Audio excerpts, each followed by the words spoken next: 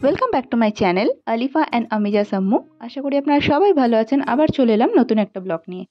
আর আজকে যেটা আছে, আজকে যে জায়গায় গেছি সেখানে আমরা ডাইন ইন করিনি, আমরা টেক অ্যাওয়ে নিয়েছিলাম, বাড়িতে নিয়ে এসেছিলাম। তো এটা হলো করিমস চিনার পার্কে আছে।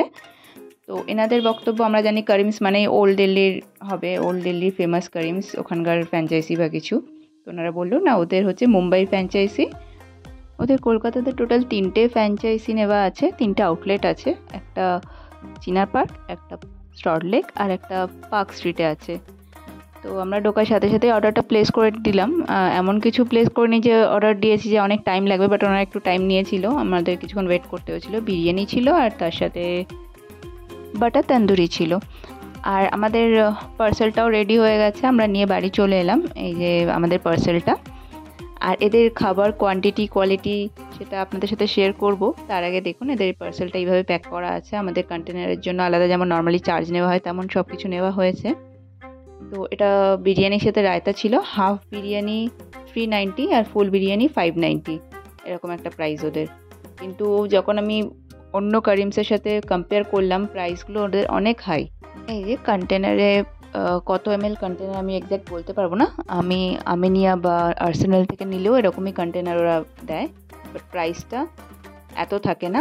এটা আমার 590 রুপিস নিয়েছে, অলমোস্ট 600, ট্যাক্স ব্যাক্স নিয়ে তো হয়েই গেছে।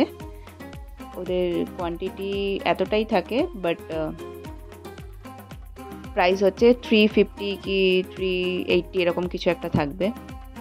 আর কোয়ালিটি যদি বলি, কোয়ালিটি হচ্ছে নর্মাল রোড সাইডের যে বিরিয়ানিগুলো হয় তেমনই খেতে, মানে যে করিমস বলে কি অথেন্টিক কিছু পাবো সেরকম কিছু না। Normal biryani, road side biryani যেমন খেতে হয়, 100 টাকা করে প্লেট নেয় তেমনই। আর এই যে তন্দুরি রুটি, এটা মনে হচ্ছে যেন নর্মাল রুটি বেলে দিয়ে একটু বাটার লাগিয়ে দিয়েছে, বাটার তন্দুরি। তো রুটিটার সাইজটাও তো দেখতেই পাচ্ছেন। আর প্রাইস পড়লো 740, টোটাল বিল আমাদের এলো ট্যাক্স ব্যাক্স নিয়ে। রুটি ছিল, তন্দুরি রুটি প্রাইস ছিল 50 রুপিস, দুটো নেওয়া হয়েছিল।